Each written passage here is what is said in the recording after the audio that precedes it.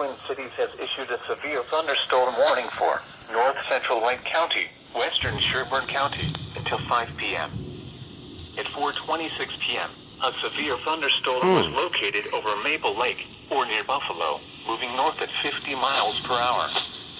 Expected hazards include 60 mile per hour wind gusts and quarter-size hail. This is a radar-indicated threat. The following impacts are expected. Hail damage to vehicles is expected. Expect wind damage to roofs, siding, and trees. This severe thunderstorm will be near Monticello around 4:35 p.m. Big Lake, Becker, and Clear Lake around 4:40 p.m.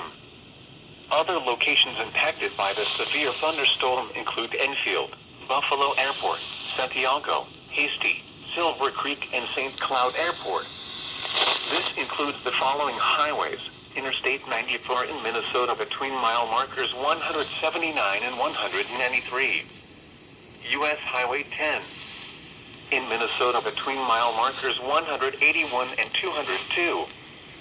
For your protection, move to an interior room on the lowest floor of a building. Torrential rainfall is occurring with this storm and may lead to flash flooding. Do not drive your vehicle through flooded roadways.